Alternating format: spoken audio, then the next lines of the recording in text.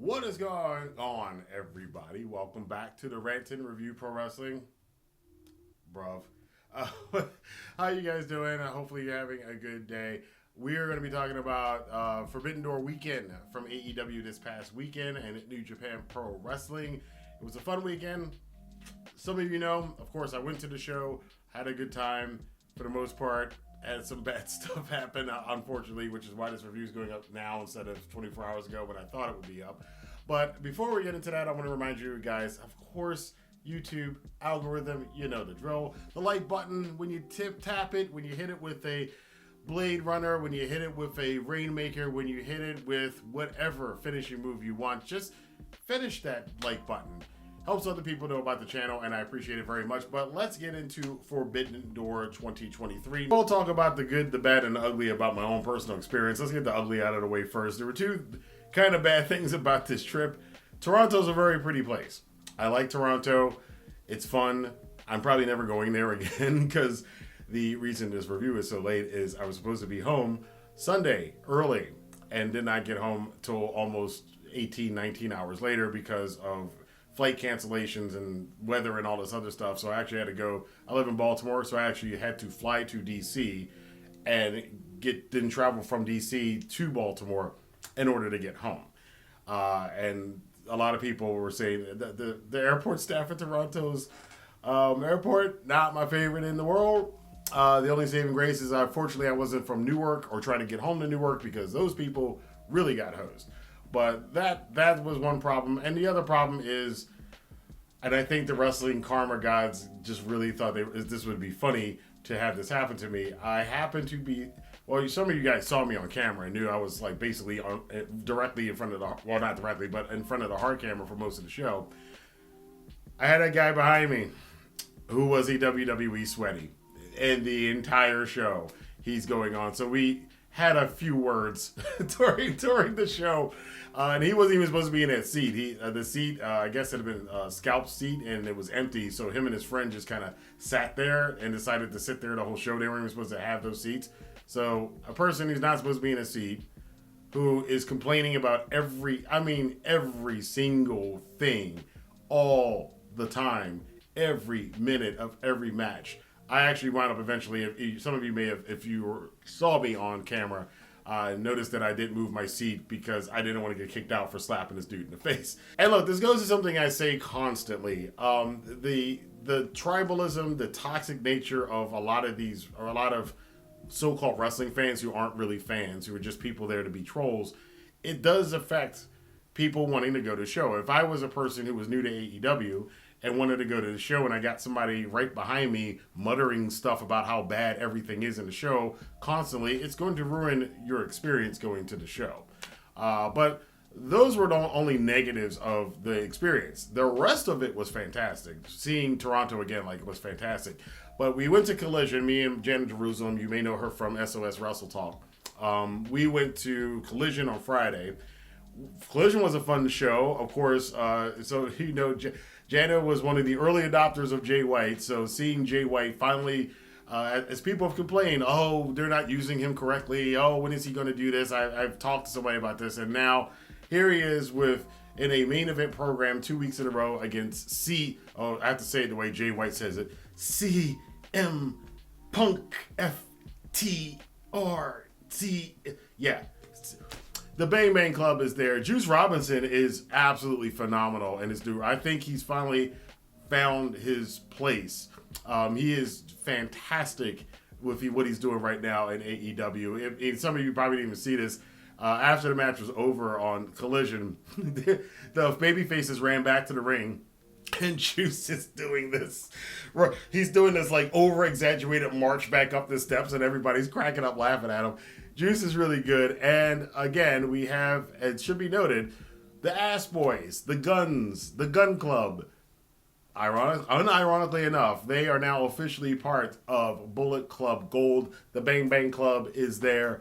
It is, and I brought this up to some people. This whole setup with the Guns and Juice and Jay White reminds me very much of, for those of you who were around in the Attitude Era, the way Shawn Michaels and Triple H were in DX, and the New Age Outlaws, Billy Gunn and Road Dogg, and that's probably no coincidence that it was done this way because Billy Gunn was in that one. If you remember back then, the Outlaws and DX were kind of associated with each other, but not really. And as time went on, they kept putting them on screen, testing until eventually, again, the Outlaws, and then it was Triple H and X-Pac at the time, finally joined up with D-Generation X, became part of D-Generation X. Very same dynamic here with the Guns and Jay White and Juice Robinson eventually joining together, and now they're all officially Bullet Club Gold. They did get the win, by the way. Jay White pinning Ricky Starks after the Blade Runner. Great opening for the weekend to go to Collision and see that show. The show's a lot of fun. I love, by the way, that way they do the intro with the opening promos, which reminds me very much of Saturday Night's Main Event. I think other people brought this up too. That's a very Saturday Night's Main Event opening that they're doing for Collision, with the two opposing sides of the main events cutting very short promos over the music. It's very cool. Saturday Night Collision, Tony Khan is a wrestling historian, as some of us are, and I said Saturday Night Wrestling was a big thing, and you're seeing a lot of historical Saturday Night Wrestling tropes from WCW Saturday Night, World Championship Wrestling, the TV show version, again, like I mentioned, Saturday Night's Main Event, and I'm sure a lot of other famous historical Saturday Night show tropes are going to show up in Collision over time. But that leads us into the big thing, which is the Forbidden Door pay-per-view that happened on Sunday. So Forbidden Door show, we had the buy-in, some pretty cool stuff here. ELP got to show up. They did, unfortunately, play his old Bullet Club theme, and you can see he was visibly, I can tell he was a little bit miffed. He didn't even get to do his little bat flip thing off the top rope. He did get to do it the night before. He is on a Ring of Honor match. He does have a Ring of Honor match that they recorded as well. So ELP not on the main show, but I think hopefully a year from now he'll be a little bit more prevalent. He did take on Stu Grayson in the buy-in show and won the match. They did play his new theme song, ELP, after that. That was pretty cool. We got to see Los Ingobernables de Japón. Hiromu Takahashi, who missed last year's Forbidden Door, he got to be on it this year against Nada's group. That was a fun six-man tag match.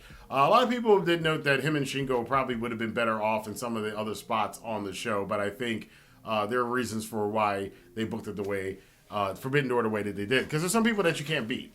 And some people were like, well, Shingo should have been on it. Maybe Shingo should have been against CM Punk. But do you want, I think Kojima can take a loss to CM Punk more than it wouldn't hurt him as much as Shingo taking a loss to MJF or CM Punk. Even though MJF versus Shingo, I would have loved to have seen that. Or MJF or CM Punk versus Shingo, I would have loved to have seen that. Of course, the big news that came out right before the show started was that Adam Cole unfortunately was not cleared to wrestle, so his scheduled match against Tom Lawler did not happen. So not only did we not get to do the Adam Cole Bebe, we also didn't get Tom Lawler to do his. We didn't get that. So hopefully that'll be rebooked in the future at some point in time. Tom Lawler wasn't even on the show, unfortunately. They did replace the match, but that was fine and dandy. Athena had her match. The pre-show was cool. It was okay. It was a fun pre-show. But then we get into the main show proper. Starting off, as noted on Collision, MJF said he wants to be at the beginning of the first match of the show because he didn't want to stay there because MJF's entire character is that he's a WWE sweaty and who just happens to be AEW champion, and he says obnoxious troll things like New Japan is an indie and Tanahashi isn't anybody and I don't care, blah, blah, blah, blah. I'm better than everybody else. And again, fortunately, MJF is playing a character, but as I mentioned earlier, the character that MJF is playing, unfortunately, the real life version of that was sitting behind me for the whole show. So I had a good time with this match, though. Tanahashi notably is he's hurt. He's hurt.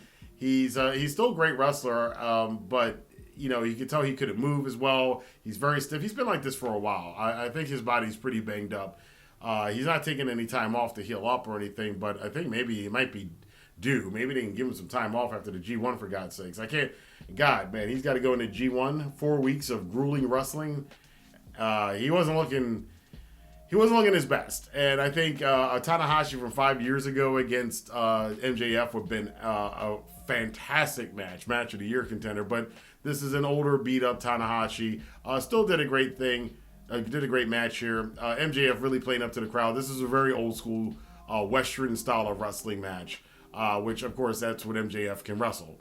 So MJF wasn't going to get, he wasn't going to go and take hard shots and all this other stuff. There's some conjecture about that, but he's got his mindset and there's nothing wrong with it.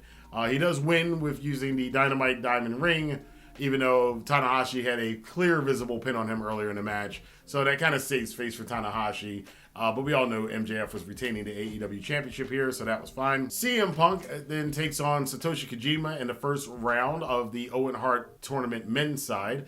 This match was way better. Kojima, I think at this point, you should stop saying that the match was better. Kojima has been really good for 2 years now. He's supposed to be one of the dads, and he's in his 50s.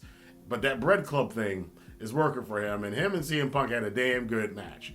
CM Punk getting booed out the building. He was booed out the building the night before in Collision. He was booed out the building at Forbidden Door, and he was loving it, playing up to it, doing the Hogan thing. Now, some people have said that's because Eric Bischoff said that, politically speaking, CM Punk is worse than Hulk Hogan was behind the scenes in the day. So whether that's the reason or whatever the reason CM Punk is doing this and the leg drop, I think he's trolling and he's having a great time doing it. He does win the match with a horrible go to sleep. This match, of course, the rumor was that originally it was supposed to be Kenta and CM Punk, and Kenta, I don't know. There's so much. Again, these are all rumors. The wrestling rumor space is ridiculous, but the rumor is that Kenta did not want to take this match because he didn't want to lose to his own move to the guy who stole the move from him, in his opinion, and which he did. CM Punk did steal the move and has admitted to so. But he didn't want to do the match because obviously CM Punk would win, so he wasn't going to do this match, and it wasn't going to be a competitive match. So Little K didn't want to do it. Don't blame him. Don't blame CM Punk for not wanting to be involved in yet another set of drama with another wrestler who doesn't want to work with him or whatever. So, but Punk wins the match. Again, fun match. It was a good match. Kojima got some pretty good shots in. Punk got some good shots in. He does have one of the worst elbow drops, and we saw 2 of the worst elbow drops in the world. And Kojima's actually wound up crushing Punk. He actually wound up dropping an elbow on Punk's nuts, and I saw that from my. I was like, did he just hit him in the nuts? Yes, he did. They showed the replay. He did get hit in the nuts with the Kojima elbow, which that's because Kojima doesn't like leap up, and he just kind of just falls all his weight. And Kojima's a huge dude. So that must have sucked for Punk. But he won the match. It was a cool thing. And afterwards, there was some respect shown between CM Punk and Kojima. So I definitely appreciated that. Then we got into the Fatal 4-Way for the AEW International Championship, which we had Daniel Garcia of the Jericho Appreciation Society and Katsuyori Shibata, who is technically still a New Japan star, even though he hasn't really wrestled in New Japan. He's wrestling more in AEW and Ring of Honor than he is New Japan. But he's the Ring of Honor Pure Champion. And we had, of course, a Zack Sabre Jr., the Tekker himself, the NJPW World TV Champion, all challenging the International Champion, Orange Cassidy. Orange Cassidy's run with this title, probably it's going to go down as one of the best title runs of 2023. This is another match in that catalog. These guys did a great job. This match was a hell of a lot of fun. A lot of interesting spots that they orchestrated with each other. There's a point in the match where Shibata and Zack Sabre Jr. want to beat each other up, and Garcia keeps trying to get involved, and they keep pushing, get out of here. We're doing our thing. We're doing our forum thing. They keep pushing him away, and then Garcia's doing this dumbass dance. But the thing about it that struck me is like all 4 of these guys are actually really damn good technical wrestlers. Obviously, Zack Sabre Jr., great technical wrestler. Shibata, great technical wrestler, more on a brutal side. Daniel Garcia, a great technical wrestler. And Orange Cassidy, low-key, is a great... That's the whole thing about his character, is he looks like a big, goofy gimmick, but he's actually a pretty damn good technical wrestler. And you saw all of that in this match. This is fantastic. I love this whole thing. Of course, we thought Orange was going to retain. Orange retained the championship in a extremely entertaining match. I love the whole thing, and I'm hoping that we're going to get Orange and Zack Sabre Jr. There's a lot of potential matches for ZSJ and AEW pay-per-views coming up. There is a thing still going on with him and Samoa Joe about who's the best TV champion, but I would also love to see Zack Sabre Jr. and Orange Cassidy go and have a title-for-title match or something like that. And, of course, Shibata and Orange Cassidy having another match, and Garcia having a match against any of those guys. Any combination of these 4 guys in a singles match is going to be great, and I can't wait to see it in the coming months. on AEW, Ring of Honor, or even over in New Japan if Orange Cassidy winds up doing a show in New Japan. You never know. So we'll see what happens with that in the future. Then there was a match that I think was one of the least look forward to matches, which is kind of sad to say because it's the IWGP World Heavyweight Championship. SANADA, who is not anywhere near as well known in the States as, or in North America, I should say, because the show is in Canada. He's not anywhere nearly as well known as Tetsuya Naito, as Kazuchika Okada, as Hiroshi Tanahashi, even as Will Ospreay or Zack Sabre Jr. So him being in this spot was a good spot for him, but his challenger was Jungle Boy Jack Perry. SANADA has said in the press, and I think this is probably more shoot than work, that he didn't even know who Jack Perry was, and it was kind of weird that the IWGP Championship was being defended against somebody like this. It should have been a more prestigious match, but you know, this is American, this is Western wrestling, so it's different. Jungle Boy, of course, had Hook coming to the ring. Doki came to the ring with SANADA. We had one of just 5 guys escorting SANADA to the ring. The match was okay. It didn't really light up anything. Some of the high spots were SANADA, who hasn't used the Paradise Lock in New Japan. It's a gimmicky move. And in New Japan, over in Japan, he's trying to kind of shed the gimmickiness away from his wrestler and be a serious wrestler. But for this, it's a Western crowd. And you saw this with Tanahashi too. The New Japan guys know we need to do up some more of the hokey stuff with the Western audiences. So SANADA brought back the Paradise Lock. The fans liked it. But everybody was waiting for the heel turn. That seems to be what this match was for. I do think it is a little bit off that the IWGP World Heavyweight Championship match was basically a storyline match to set up the guy who wasn't even the champion to have an angle. But, you know, SANADA, for SANADA's sake, it gets him in a prominent spot where people who never heard of him before will now at least heard of him. So in the future, he'll probably be able to do more prominent spots when he comes over to the States for stuff like this. But SANADA wins the match. I think the ending was kind of botched, though, because SANADA does the moonsault. And I even noticed Red Shoes, you know, he hesitated on the 3 count and then counted it. And I think Jungle Boy was supposed to kick out because that's not SANADA's new finisher. So SANADA didn't even get to use his new finisher in this match. I think they were supposed to go for another sequence where he would have finished the match with his new finisher. But regardless of that, because he looked surprised, Red Shoes looked surprised, and it was kind of you can see a little conversation going on after the match, but whatever. SANADA wins, retains the championship, and then Jungle Boy goes back up the ramp with Hook, and Hook's like, "You'll get him next time, buddy." And we're waiting for it, and Jungle Boy clotheslines Hook. And then the crowd goes nuts and booing. They were booing him for most of the match, and we all were expecting this. Jack Perry is now becoming a heel, turning on Hook, and apparently he wants a singles championship, and now it's going to be that FTW championship, maybe, that Hook holds. This should be a fun little feud between the two of these guys. I like them as a team, but the rivalry could be good. We'll see what they do with it. Now, of course, I haven't watched the show back. I've heard from a lot of people that Taz had a lot of stuff to say about this on commentary. I immediately I think the whole crowd started chanting Taz's name, and I was watching him doing commentary. He looked like, and he was playing it like he was really pissed off, and then he left after the next match. So I'm going to be interested to watch the show back and to see what Taz actually said, or hear what Taz actually said after the turn. And apparently he was saying this through the next match as well. A note in this match too, early on in the match, the crowd started chanting for Red Shoes. And Red Shoes is feeling it so much that the match starts and he's looking at the crowd going, me. Meanwhile, SANADA's got Jungle Boy in the ropes and SANADA's like, Red Shoes, pay attention. Oh yeah. 1, 2, 3, you know, Red Shoes hams it up a little bit. And absolutely one of the most insane matches of the night. We got the Blackpool Combat Club, along with Takeshita, along with Shota Umino, all of Jon Moxley's buddies, against the Elites, the HungBucks version of the Elite, Hangman Adam Page and the Young Bucks, who were teaming up with Eddie Kingston and Tomohiro Ishii. This is the weirdest combination of wrestlers I have ever. It's a weird 10-man tag match, but this thing was hell of a lot of fun. I can't even go into all the stuff that happened here. Some of the highlights were Moxley and Eddie squaring off, and then we can see them mouthing to each other in the ring about let's go, and chopping each other. They were chopping each other so hard. I don't know if the cameras picked this up, but Moxley, when he tagged out, rolled out the ring, he was pouring water over his chest because his chest was burning so hot from Kingston chopping the crap out of him. We had some great instances. I remember Takeshita knocked out Ishii. Like, he clobbered Ishii at one point. Ishii just crumpled. I've never seen Ishii crumple like that.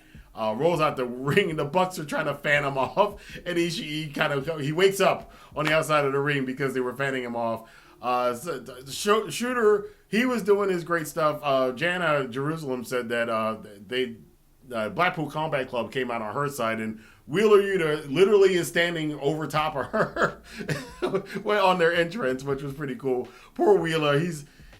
Wheeler's getting the young boy treatment. He's getting his butt kicked all the time, and he's always losing these matches. So Danielson will yell at him later on. I think that's another little ongoing sub story that's kind of funny. It's like Yuta doing things and Danielson going, I'm going to yell at him. I'm going to make him do 100 push-ups because he lost his match. The Bucks are the Bucks. They're still really good. All of the controversy and all of the hate and all of the shenanigans and stuff, but in this match, you are getting reminded the Young Bucks are one of the best tag teams. No matter what you think about them, their timing is great, except for one spot. And I can't remember what the sequence was, but Wheeler Yuta is up either on the turnbuckle or on somebody's shoulders, and Nick Jackson is trying to leap from outside of the ring and grab, and I can see this when I'm watching it in slow motion, and I see Nick kind of go past Wheeler, and he's grabbing for his head. He's like, and he's trying to get his head, and I'm just watching, and it just went in slow motion. It was so funny because that was the botch late in the match, and it was just funny just to see Nick Jackson's face like. This match was just great all around. This is a fun match. I definitely suggest watch. This is one of the better matches on the show. We got a good win. We got the HungBucks and Ishii, and good old Eddie Kingston winning the match. Even though Eddie Kingston kind of saved Mox from getting a super kick party, which I don't know why he did that. It didn't really play out in the rest of the match. I guess Kingston's kind of mad at them for that or whatever. I don't know how this is all going to work out. There's a lot of moving parts in this whole thing with the Blackpool Combat Club and the Elite and Eddie Kingston and all this stuff and Takeshita. So I love the storyline though. We don't know where it's going, but everything that they're doing in it right now is interesting. So just to see what the next step in is, it's going to be kind of fun. Toni Storm defends the AEW Women's Championship against the NJPW Strong Women's Champion, Willow Nightingale, who this is one of these wrestlers this year in 2023 that has really kind of had a breakout year. Whether by accident or not, Willow is taking the ball and running with it. And this match is really good. The sad thing about it, though, and if you notice when you watch the show, the lights went down because I went to the bathroom right as soon as the prior match ended so I could get back to watch the women's match. But as I came back, not everybody, but there's a throng of people coming in the opposite direction. I'm trying to get back to my seat, and all these people are leaving, and I got back to my seat. The people I was with to the left of me had gone up to get something to eat. And the people to the right of me, that I didn't know these guys, but it was a guy and his girlfriend or whatever. And they got up and went to the concession stand or whatever. So it was just me with 6 empty seats around me. And when this match started, I was like, oh, this is going to look bad because I'm on hard camera. And I'm not going to spoil this, but there are I've seen this before in WWE pay-per-views and TV shows too. There's some TV magic that wrestling companies do to keep those seats from being empty during the shows. Let's just put it that way. But I like this match. I like Willow. I think she's becoming one of my favorite female wrestlers of the year. Toni Storm and the Outcast, I was iffy about them, and I think and I've heard other people say this too, over the last month, they are really, really coming along. Except that a lot of fans, including there are people who really, really, really hate Paige. There were some people in that crowd that were really, really angry at Paige. I should also mention too that there was a guy a couple rows in front of me, and you may have seen him. He was during the CM Punk match. He was holding up a lot of signs about the Elite Fear CM Punk. Yeah, those signs didn't last too long. I mean, TV wrestling is TV wrestling. But anyway, back to the match. Toni Storm retains the championship. She said after the match, she got her nose broken or at least hurt or whatever. Willow's a big girl. She's gonna mess you up a little bit if you don't do things right. But overall, I like this match. I thought it was fun. Again, the women's division in AEW, I think they're a lot better, and fans are just kind of used to shitting on it. I think they're not paying attention to the fact that the women's division at AEW actually is getting better with Willow stepping up, with the Outcasts now kind of finding their groove, with Sky Blue now emerging as a breakout star this year. And of course, you still got Britt Baker, Jamie Hayter's on the shelf. When she comes back, that's going to be great. So the women's division at AEW, guys, y'all got to give them a little bit more of a chance. And I shouldn't even say more of a chance. I should say you probably should acknowledge the fact that it is a better division now than it has been in some time, and not walk out when they have these matches. I think it's kind of disrespectful. I understand it, but it's not anything anybody can really control. It's just the way people feel. They want the women's match. We're going to go bathroom break. I hope that changes in AEW pretty soon, because these women were, and to Toni Storm and Willow Nightingale's credit, they were putting in the work, and Ruby and Saraya outside the ring are trying to get the crowd into it. I appreciate it. If any of them watch this or hear about this video review, not that like they would give a shit about what I have to say, but if they do, if anybody says anything to them, I appreciate the work those women. I saw it. I think they deserve more credit, and I hope the fans come around to that pretty soon. And then, bruv, all hell breaks loose. It is the IWG. I'm saying everything like Jay White now. The IWGP U.S. Heavyweight Championship. Will Ospreay trying to regain his championship from the cleaner, Kenny Omega. Omega coming out to his old Devil Sky theme. Ospreay having a funny little promo package at the beginning of his match where he's like riots in the streets in Canada because he's insulted the Canadians, and he wouldn't stop there. This match, I don't need to explain it to you. This match has so many great moments to it. I think it went about 40 minutes. It's my personal favorite match on the card. It lived up to the Wrestle Kingdom match. I think it exceeded it a little bit. Of course, you had the whole story of Don Callus, who brought with the guy that wrote me called him the bootleg Rybacks. Callus came out with the military grade security, which are these two big bald dudes. He got kicked out of the match by the referee. He came back a little bit later. But even without all that, Ospreay and Omega just were taking it to another level again. Ospreay is hamming it up as a heel. He does the old Shawn Michaels spot from Survivor Series 97 where he takes the Canadian flag and pretty much cleans his taint with it. Let's just say it that way. He even did the snot. It's straight up what Shawn Michaels did at Survivor Series 97. And then Omega gives him the receipt by trying to choke him out. Of course, Omega, a Canadian hero. Choking out Ospreay with the Canadian flag. But Ospreay, there was blood in the match. Kenny got color. Ospreay got color. Banged up as they usually are. These two are taking years off of each other's lives in these matches. Ospreay hits the Stormbreaker. Kenny kicks out. He hits Kenny in the head with the screwdriver, this damn screwdriver. Kenny kicks out. Ospreay even at one point hits the Komagoye knee, which is Kenny Omega's friend Kota Ibushi's move. Kenny kicks out, hits Kenny's own one-wing angel, and this goes to two of the coolest near falls that not only of this match but of this entire year and probably the last couple of years. The Stormbreaker false finish was awesome because it was again a callback to something else. It was a callback to Omega's match with Kazuchika Okada years ago, where Okada got hit with the one-wing angel, and right before the 3 count, he just extended his leg to break the count to hit the ropes. And Omega pulled the same thing here.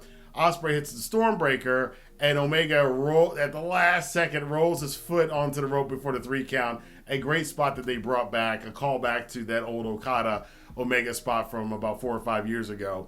And then again, Ospreay hits the one-wing angel on Omega. Omega kicks out at 1. You're not going to beat Kenny Omega with his own move. He fired up. The crowd, erupted. That was, one of the loudest pops of the night. Everybody around me was erupting. Even the naysayer behind me, he's like, oh, that was pretty good. People were going nuts at the end of this match. The last 10, 15 minutes of this match is nothing but pure pro wrestling magic. Ospreay's expressions on his face were great. Callus was great. Omega was great.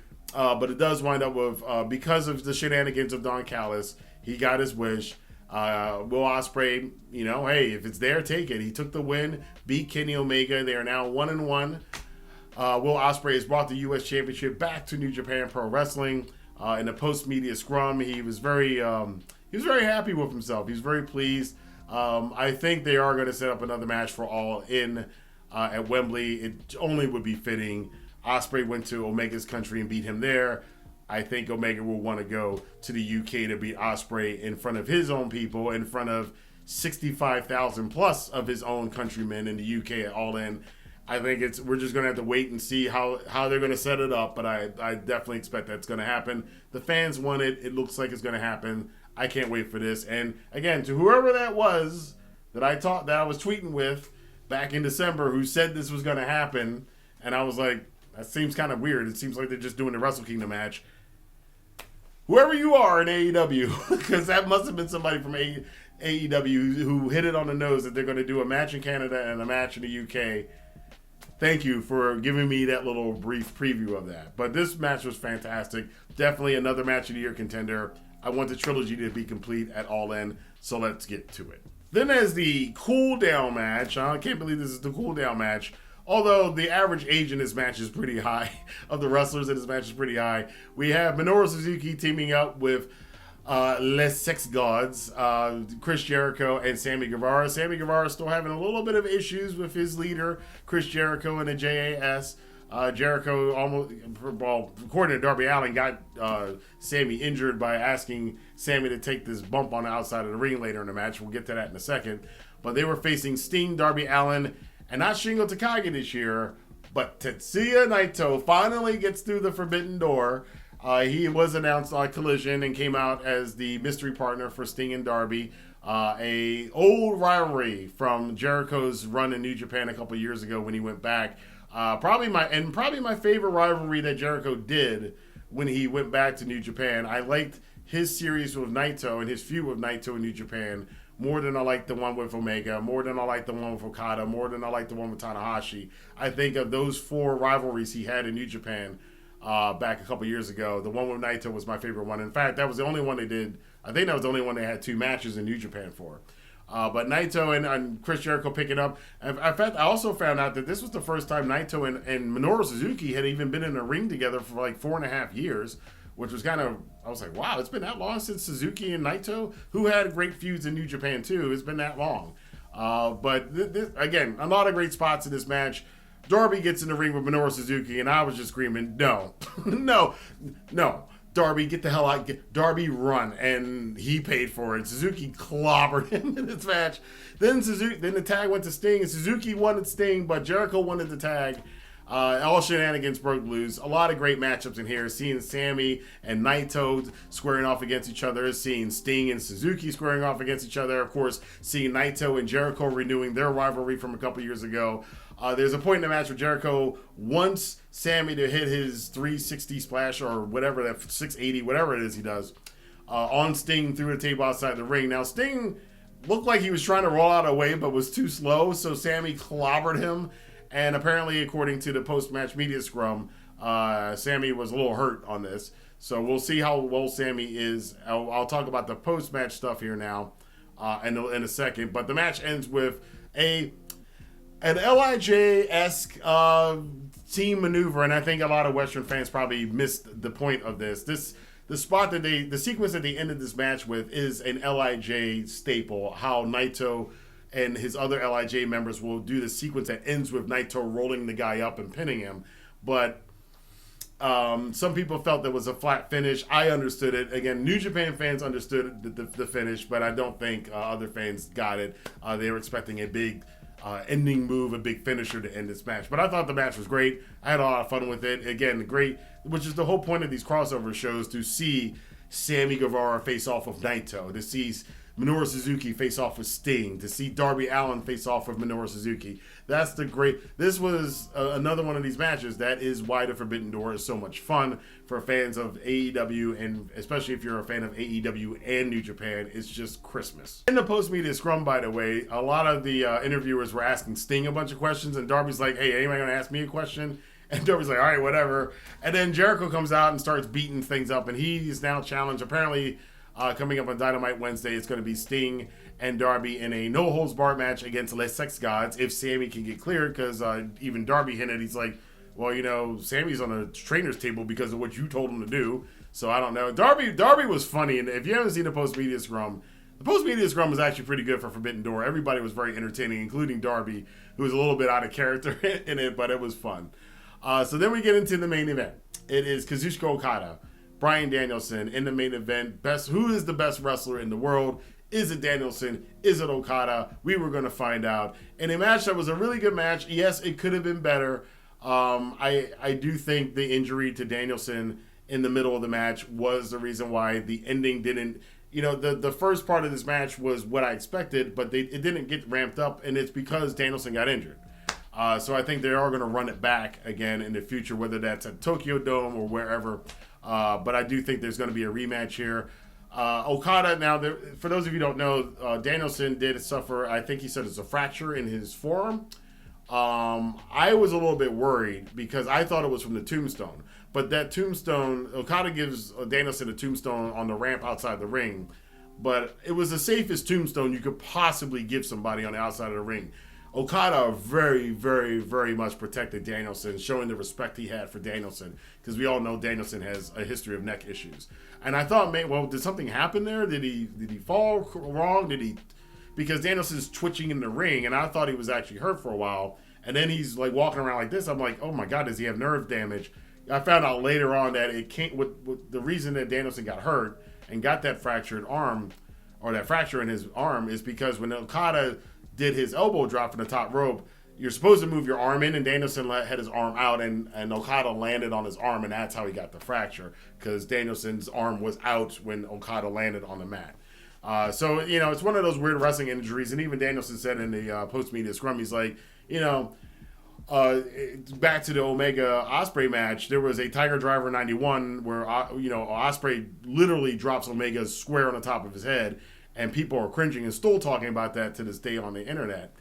But that didn't cause an injury, but a routine elbow drop from the top rope broke or almost broke Danielson's arm. So he's like, yeah, we can comment about dangerous moves, but I got my arm broken from a routine move that, you know, I've taken 1,000 times and Okada's delivered 1,000 times. So there you go. As far as the rest of the match, I thought the match was fun. Of course, we got the final countdown. Finally, the rights were released. Tony Khan went right out and bought it. The final countdown, the people were going nuts for this. Well, those of us who knew, which was like 90% of the audience, we've been hearing about this final countdown. And even after the post-match, Danielson says that he hasn't listened to the song since 2009. And this is the first time he listened to it. So he's like, play it again. Which I thought was kind of funny, because he also mentioned the fact that Tony Khan has to pay through the nose every time they play that song. So he goes, we'll play it again. I don't know if this is true or not, but what Tony Khan and Danielson alluded to is that every time they play that song, it costs them basically the salary of a wrestler to play that song. So I guess Danielson's like, I'll pay the 50 grand or 100 grand or whatever it is to play the song again. But the match itself was great. Again, I do think it could have been better. I'm attributing that to Danielson's injury. But the match started out great. The middle of the match was great, and it was building. Okada was, we were seeing the grumpy, mean Okada that we've been seeing all year for us New Japan fans. We've been seeing this from Okada. At one point in the match, he's just like, Danielson's kicking him, and Okada's just like, no, no, come on. You want to hit me? Come on. Try to hit me. And Okada just clobbers Danielson. I was like, oh my God, this is great. I do want to see them roll this back. Hopefully it'll be at the Tokyo Dome. I would think that Danielson has said that he's trying to pick his spots for these matches.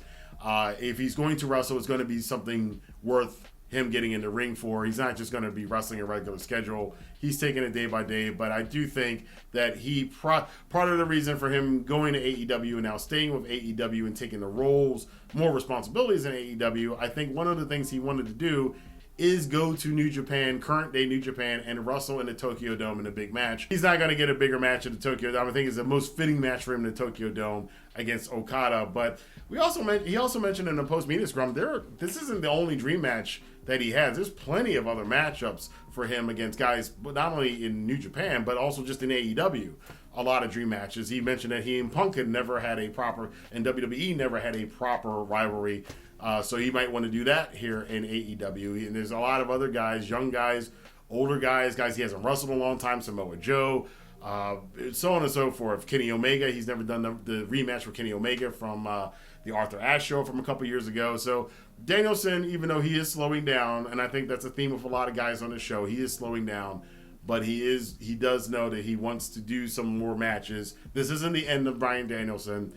He will be back. The injury is probably going to keep him out about 8 weeks, which will be in time for Allin. So we'll see if he shows up on that show or not. But overall, Forbidden Door, a lot of great stuff. The show itself was fantastic. I've seen a lot of people comment about the show, say it was great. Coco Sports, some of my friends over there on Coco Sports, check out their review of it. Of course, to answer Boom's question, how I can afford to go to these shows, well, you do have to go to Wrestling with Finance. I actually do have a video that I put up a year ago about how you guys, plug my own channel here, can go and travel to shows like Forbidden Door for free, because I didn't pay for the hotel room, I didn't pay for the flight, so all I did was pay for the ticket, and I didn't even have to pay for that because it was comp to me. It was a gift to me from one of you great fans out there, by the way. Thank you I'm not going to mention you because you said you didn't want me to mention it, but thank you to the fan out there who comped me the ticket to go to Forbidden Door. I definitely appreciate it. But that's how you go to these shows. And if you want to go check out my Wrestling with Finance channel. There is a video on there. I might do an updated version of it on how to travel for free, how to get hotels, and how to get airfare for free. And even with my canceled flight, I still didn't pay for the flight. Kind of sucked that it took me 18 hours to get home, longer than I thought it would, but I didn't have to pay for it, so I can't complain too much. But as far as Forbidden Door, again, great show. I'm going to go watch it back sometime this week because I want to see the pay-per-view, and I definitely want to hear what happened with Taz. I definitely want to hear some of the commentary. I know I saw Chris Charlton was on commentary. I want to hear what he had to say. I want to hear Excalibur, and fun thing, too, I saw Excalibur and El Desperado taking a picture at the end of the show. That was great. So all around, great weekend. I loved it, but I want to know what you guys think. I know this is a very long review, but I want to hear what you guys think. Let your voice be heard in the comment box below. I will be back with you guys this week for more news, rumors, and reviews on the Rantin Review Pro Wrestling. Have a good day.